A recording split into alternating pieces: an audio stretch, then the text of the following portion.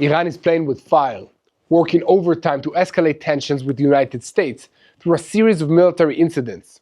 This week, saw Iranian drones probing the airspace near American ships and speedboats that tried to order an American-flagged oil tanker to prepare to be boarded. So what is all this drama with Iran right before the negotiations are scheduled to start on Friday in Oman? And why do all the signs point to a possible escalation with the possibility of an attack in the background? And did the latest attempt at negotiations fail?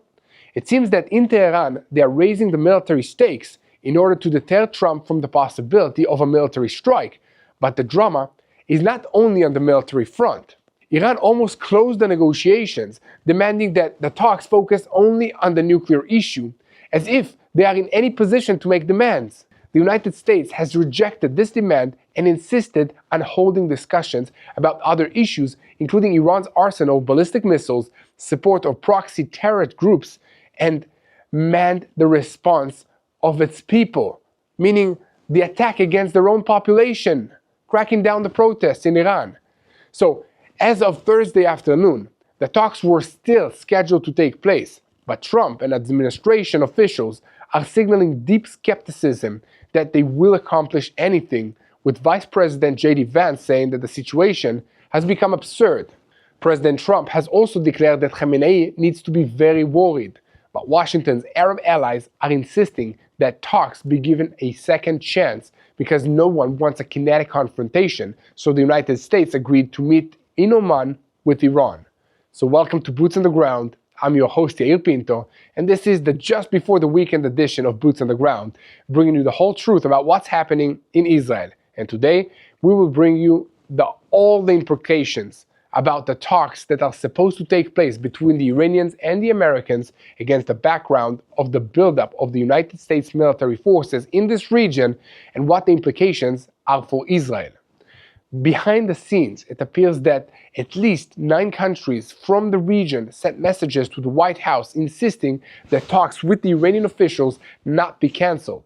After all the drama, an American official said that the talks will take place as planned on Friday in Oman, adding that we said we would hold a meeting if they insist, but we are very skeptical about the chances of success. Israeli officials still estimate that there might be a slim chance of an agreement, while President Trump said that Khamenei needs to be very worried. And the leadership of Iran has many reasons to be worried these days, far beyond the buildup of American military forces all around them. Inside Iran, the currency continues to collapse. There is a shortage of dollars, a water and electricity crisis, soaring inflation, horrific air pollution, and damage to the regional proxy network, all of which reduce the regime's room of maneuver. And meanwhile, in Gaza, terrorists fired at an IDF force this week, leaving a reserve officer seriously wounded. The IDF responded quickly, but this was a violation of the ceasefire agreement by the Hamas terrorist organization. Shortly afterwards, there were reports of an Israeli strike in several areas in Khan Yunis in the Gaza Strip, and the commander of the Southern Strip Brigade in the Islamic Jihad was eliminated. In a related story, unusual footage from Jabalia reveals Hamas systematically used emergency vehicles for terror purposes. In the IDF, they emphasized a blatant violation of international law and cynical exploitation of the ceasefire. Additionally, even as Phase B of the ceasefire plan is just getting on its way, there is already talk about moving to Phase C of the ceasefire, in which the Emiratis will carry out de-Hamasization, anti-Hamas missions. And in the north, the IDF continues its policy of eliminations, but Hezbollah is still managing to recover. We will bring you an analysis of why, despite hundreds of eliminations since the ceasefire in Lebanon, the pace of Hezbollah's military recovery is actually increasing. So we have a lot to talk about today, so let's dive into the details. I'm Yair Pinto, and this is your Boots on the Ground report, bringing you the whole truth about what's happening in Israel on day 852 of the war against Hamas, Hezbollah, the Houthis in Yemen, the Shia militias in Iraq, and all the other armed groups in this region that are taking their orders from Iran's Islamic Revolutionary Guards Corps, which is the head of the crumbling axis of evil in the Middle East. And a moment before we begin, I want to invite you to help us spread the truth. Today, radical left and extreme Islamic media, poison machine, is spreading anti-Semitism, propaganda, and lies against Israel. So to fight fake news together, we need to spread the truth. Click that share button, hit the subscribe button, hit the like button, leave a comment, and make sure that you never miss another episode of Boots on the Ground. And now, we are starting today's report with the news from Iran, because this week, at a distance of about 800 kilometers from Iran's southern coast, an Iranian drone approached the American aircraft carrier Abraham Lincoln and was shot down. Hours later, 6 armed boats of the Revolutionary Guards, accompanied by another drone, approached an American tanker in the Strait of Hormuz, called on it to stop, and tried to take control of it. It did not end in violence, but it was close enough that the next incident could become the mistake that ignites this war. All of this is happening just before the planned talks between the United States and Iran in Oman on Friday morning, and at the exact point where everyone is asking, are we heading for an agreement or a confrontation?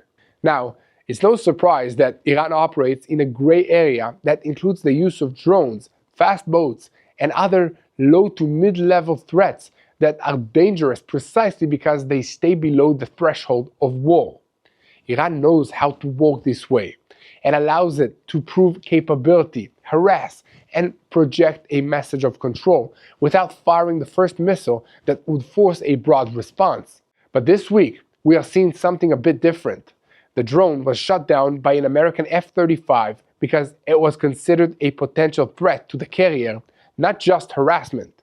The Iranians, for their part, claimed it was a reconnaissance drone with no attack intentions, and that they already had the surveillance information that the drone had gathered even though it was shot down. Then came the second incident. In the Strait of Hormuz, attack boats, escorted by the Muhajir drone, made threatening calls for a tanker to stop and prepare to be boarded. In the end, an American destroyer entered the picture, escorted the tanker out of the area, and that was the end of this incident. But the operational meaning is clear. When boats side operate in close proximity at the sea and in the air, the risk of a miscalculation or a local decision by a commander in the field goes up. And that is exactly what Iran is exploiting. It doesn't have to win. It only needs to raise the psychological and also the military cost for the other side. And now, we move to the diplomatic track, because here the drama almost really exploded. The Americans wanted the talks to include not only the nuclear issue, but also ballistic missiles and support for proxies, and even internal issues like the regime's treatment of its own population. In Tehran, they demanded that only nuclear issues be discussed. This is not only about content. There was also a dispute over where the talks would take place and what they would look like. Reports spoke of talks in 2 tracks, a direct United States-Iran track on the nuclear issue, and a multilateral track with regional partners on additional issues. Iran tried to change the picture, narrow it, push actors out, and move the meeting to Oman. At a certain stage, the American message was, this isn't working. There were some very serious reports about plans to cancel the meeting scheduled for Friday, but then at least 9 countries from the region sent urgent messages to the White House at the highest levels and asked that the talks proceed, and for Washington to stay on the diplomatic track even if it feels like an Iranian game. And so, the Americans decided to hold the meeting out of respect for the allies in this region and to advance the diplomatic track, but with one sentence that has to be heard loudly: we are very skeptical about the chances of success. This means they will go into the room with no illusions and very low expectations. For his part, Iran's Foreign Minister Abbas Araghchi announced that the talks in Oman will open on Friday around 10 a.m. in the morning and defined them as nuclear talks. On the other hand, US Secretary of State Marco Rubio said explicitly, if they want a meaningful outcome, it cannot remain on nuclear only. It must also include ballistic missiles and support for terrorist organizations. Then there's President Trump, who is already framing this as a deterrence game. He said Khamenei needs to be very worried and claimed that the United States identified an Iranian attempt to advance a new nuclear facility with a Trump-style warning that if you're doing that, very bad things will happen. This is not the language of compromise. It is the language of threat, even when heading into negotiations. And between the military and the diplomatic tracks, there is a third point, that whatever happens next, Israel must be in coordination with the United States. White House envoy Steve Witkoff has already been in Israel meeting with the Prime Minister and senior defensive officials. The Israeli teams presented updated intelligence assessments, and the message was simple. Iran has proven again and again that it can't be trusted. On the American side, a parallel message was conveyed to Israel: do not take reckless steps like a preemptive strike, although it is difficult. Israel must be patient, give the Americans time, let them build up the readiness, and trust that they are watching everything and keeping track of everything, but they do not want the situation to spiral out of control. Israel's Security Cabinet met this week, resulting in a cold assessment that the chance of an agreement is still being slim because of the gaps between the two sides. Iran sees ballistic missiles as its best means of deterrence against outside attacks, while the United States sees this as a threat that must be on the table. And when there is no overlap, the military option keeps returning to the center of the conversation. Now, we have to look at why Iran is even playing this dangerous game. It's not only national honor, it's also internal situation. At home, Iran is under mounting pressure because of a multitude of problems that feed off it and into each other. They include a shortage of dollars, a collapsing currency, very high inflation, water and electricity crisis, horrific levels of air pollution, and ongoing social unrest. And amidst water and electricity shortages, there are also growing reports of a shortage of bread, a basis commodity that everyone needs, but which is becoming harder to find and more expensive when it can be found. And beyond this, Tehran also has a regional problem because its proxy network has been worn down, leaving it less strategic depth. All of these problems combine to shrink the regime's room of maneuver. But when the home front is shaking, sometimes the fastest way for a regime to impose discipline is to turn eyes outwards and project strength. So, we reach the decision point of the coming days. On the one hand, Iran is pushing naval and aerial friction, with the real risk of escalation. On the other hand, it insists on nuclear-only talks to buy time. And on the third hand, the United States comes to negotiations with skepticism, with a buildup of forces in this region, and with a clear message: if there is no deal, the military threat remains on the table. In the end, this is not just another round of talks. It is a test of power, deterrence, and mistakes. So on Friday morning, in one room in Oman, we will know whether both sides truly came to talk or only to arrange an alibi for themselves before the next round. And the question that continues to hover over everything is, if this falls, who will open the next front first? Will it be Lebanon, Yemen, or someone else entirely? So what do you think about all of this? Will the Iranians manage to stall for time long enough for the Americans to lose interest and move on to something else? Are the Americans just using these talks to buy time for themselves so that they can get into a better position to launch the strikes that they've already decided to launch no matter what happens in these talks? If strikes do happen, will it change anything on the ground in Iran, or will it just make everything worse? How should Israel react to all of this? Let me know what you think in the comment section. So I have a lot of thoughts about all of this, and there's no way to be sure what might happen next until it happens. But one thing that I can be sure of is that here at TBN Israel, we will report about everything that's happening. So keep spreading the truth, share, and follow us. And don't forget to hit that subscribe button. Now, before we move on, I want to invite you to take part in something real, something rooted in this land and in our hearts. The Rebuild Israel campaign continues, bringing life back to Israel's north. Along Israel's northern border, an area marked by war, displacement, and loss, we are planting an apple orchard. Not as a symbol for a single moment, but as part of a long-term commitment to rebuild what was damaged. This orchard is more than just agriculture. It creates jobs for local families, helps communities return and rebuild, and it sends a clear message to the people of Israel. You are not alone. When you donate, you are not just giving, you are rebuilding. Your support puts trees in the ground, restores livelihoods, and transforms land that is scarred by war into a land that grows again. This is how renewal takes root and how Israel rebuilds after wars. Join us in restoring the North and strengthening the future of the land of Israel.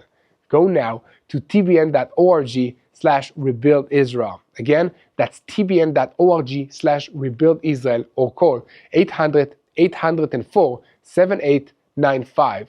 Rebuild the land. Restore hope. Bless the future. And now, we are shifting our focus to the Gaza Strip because this week, fire was opened towards an IDF force that is operating inside the Yellow Line. This is an area that is under the IDF's control. The IDF defines this as a blatant violation of the ceasefire by the Hamas terrorist organization. But beyond that, it is also a test to Phase B. Do the agreements on paper hold on the ground, or does Hamas return to managing the area through violence? The initial investigation points to operational activity by forces of the Alexandroni Brigade in the area east of the line. The incident occurred in the Darj el-Tufa, and the IDF is checking whether it was a sniper fire. And in any case, immediately after the shooting, the forces returned fire, and at the same time airstrikes began in that area. A short time later, reports came in of Israeli strikes in several neighborhoods in Khan Yunis, in the southern parts of the Gaza Strip. During the strikes, another central target was attacked, Bilal Abu Asi, a Nukhba company commander in Hamas, who led the raid on Nir Oz on October 7th. The IDF is examining whether he was eliminated in the strike or not. In parallel, sources in Israel confirmed the elimination of Ali el-Ghaziani, a Northern Strip brigade commander in Palestinian Islamic Jihad, in a strike in Deir el-Balach. Palestinian sources claimed there were at least 23 fatalities from these strikes, including women and children, as well as a medical staff member. The IDF said that the claim of harm to uninvolved civilians is known, and that before and during the strikes, the measures were taken to reduce harm as much as possible, including observation and precise munitions. Within that same response sequence, the IDF and the Shin Bet struck and eliminated the Shati area Muhammad Issam Hassan el-Alabi, a Hamas cell leader. The Shin Bet had determined that this evil man brutally murdered Corporal Noah Marziano, of blessed memory, in Hamas captivity about a month after she was kidnapped from the Nahal Oz in Israel. In the IDF, they emphasized they will continue to act against anyone involved in the massacre and against any attempts to carry out a terror plan against the forces or against the citizens of Israel. And alongside the fighting, unusual footage was released this week from the northern parts of the Gaza Strip that explains why a ceasefire does not always calm things down. According to the IDF, drones operating in the Jabalia area documented armed terrorists systematically using ambulances and emergency vehicles to move terrorist operatives and smuggle weapons from a hospital inside the area of a nearby school. The army defines this as a recurring pattern, cynical exploitation of the civilian infrastructure, and a blatant violation of international law. This is under a medical and educational cover. Their message is sharp. Even in places like this, the IDF will act against terrorist infrastructure while taking measures to reduce harm to uninvolved civilians. And this brings us back to Phase B of the ceasefire plan, because this is where the big story is. On paper, there is a framework, but on the ground, there is a terrorist organization trying to prove it still is the boss. And according to Israeli assessments, since the ceasefire went into effect, Hamas has been trying to rebuild capabilities, hide weapons, and exploit the humanitarian and civilian space to reorganize. In recent days, on the ground, they also located about 110 mortar bombs, several rockets, and additional fighting equipment that was hidden amongst blankets and in UNRWA humanitarian aid bags. And behind the scenes, there's also a question of money and control. In Israel, they warned that the scale of trucks entering the Gaza Strip finances Hamas, and the numbers we're talking about are very sobering. It includes hundreds of trucks every single day versus a demand to reduce it significantly. So the calculation presented in Israel speaks of a value of about 500,000 shekels per truck, with a tax of about 15% that Hamas collects, meaning about 75,000 shekels per truck that goes to Hamas hands, and cumulatively tens of millions of shekels every single day feeding its system. And on the other hand, there are also reports showing internal distress, including claims that terrorists are selling equipment and weapons to survive. But this is already an area where caution is needed because not every figure can be confirmed. So, within all of this, the political echelon is talking about an official move to Phase B of the American plan, the 21-point plan, after the return of the last hostage to Israel and the opening of the Rafah border crossing.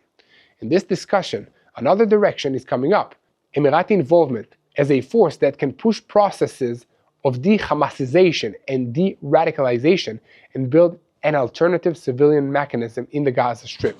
The situation on the ground is clear. One shot along the yellow line, and within minutes Israel moves to a response, while Hamas gets a signal that the agreements will not protect it if it tries to pull the territory back to itself. And meanwhile, the question that remains open ahead of the next report is this: if Gaza is already testing Phase B with fire, is Israel facing the next agreement in the north? And what will the IDF response be towards Hezbollah? We will be back in 1 second after you make sure that you leave a comment, hit the like button, and share this video. Now, we are switching our focus to Israel's northern border. For the most part, this border is very quiet, but we know that sometimes it is the calmest and the quietest just before the storm breaks. There isn't one single incident right now that threatens to ignite a larger conflict, but behind the scenes a picture is building up that worries the security establishment. Israel continues to operate deep inside Lebanon with precise intelligence and targeted eliminations, and at the same time Hezbollah is managing to recover. So what does that mean? Because if a front opens with Iran, the big question is who ignites the north and when. According to a quantitative and qualitative analysis by researchers tracking interdirection activity in Lebanon since the ceasefire went into effect in November 2024, 254 Hezbollah operatives have been eliminated. That number itself clarifies the intensity of the Israeli effort, but in that same document, it is claimed that the equation still hasn't changed. The pace of Hezbollah's military recovery is higher than the scope of the damage inflicted on it. The central reason, according to the analysis, is who is being hit. About 73.6% of those eliminated were defined as low-level operatives, while about 22.8% were mid-level, but only about 3.5% were senior figures or leadership. That means that the damage is broad, but it does not always hit the engines that run force building. Hitting the low ranks disrupts local activity and operational routine, but does not necessarily stop recovery. The ranks that drive planning, logistics, production, and buildup are mainly the mid-level and the senior ranks. In the mid-level ranks, 58 operatives were eliminated, including commanders in geographic units and professional units, especially the elite Radwan unit of Hezbollah's main strike force, and in frameworks such as air defense, artillery, engineering, smuggling, and logistics. In the senior ranks, only 9 were eliminated. The most prominent amongst them, Haytham Ali Tabtabi, Hezbollah's military commander, who was eliminated in Beirut on November 2025. This is acknowledged as being a significant blow to Hezbollah, but unless it is followed up with a sustained effort, Hezbollah will find a way to continue. But what is it rebuilding?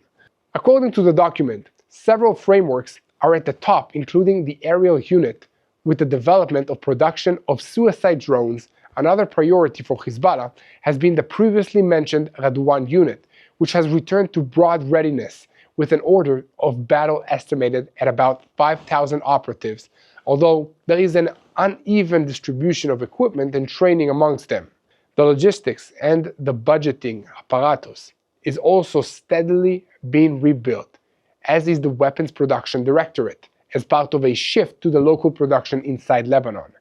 The missile and the rockets array, took a hard hit during the war, but according to the assessments, Hezbollah still holds an arsenal of up to 1/3 of what it had before this war, one that enables sustained daily fire over time. And alongside this, smuggling and financing networks continue to feed the system. The conclusion that emerged from the data is simple. Israel is striking and Hezbollah feels the intelligence penetration, but it is still rebuilding itself towards the next confrontation. The final question is not whether there will be an escalation, but when. In a moment of confrontation with Iran, Hezbollah will choose to stay behind the line or open the north with a coordinated blow. So to make a brief comment on all of this, I'm watching all these enemies of Israel make plans to destroy this country and expending enormous amounts of time, money, efforts, and energy to try and make those plans work. I wonder if it has even occurred to them that if they were to spend that time, money, effort, and energy trying to build something positive for themselves instead of trying so hard to destroy what we've built here, they'd be at a much better situation for themselves and much better things to pass on to their children. These enemies also make speeches, and I mean endless speeches, talking about how it is inevitable that they're going to take us down sooner or later, how Zionism is doomed, how their side will triumph, and so on. If you watch old newsreels and listen to radio broadcasts that were recorded back in 1947, in the run-up to the Independence War, and even more in 1967, in the run-up to the Six-Day War, you'll hear the same rhetorical threats over and over again. As someone once said, there is nothing new under the sun. I wonder sometimes if these guys even think about how speeches like this never accomplish anything except to make normal people not take them seriously. I wonder if they'll ever stop trying so hard to be their own worst enemies. However, it is important to remember that this behavior is not natural. It is an indication of a spiritual problem that these people have, and the only way to help them solve their own problems so that they stop causing so many problems for Israel, for themselves, and for the rest of the world, is through prayer. In order to pray for these people to be free from the spiritual bondage that they're in, you need to know the truth about what's happening here in the Middle East, and that's why TBN Israel exists. We will be here to bring you the whole truth from Israel every single day, and it's very important that you continue to pray for all these people. So follow us.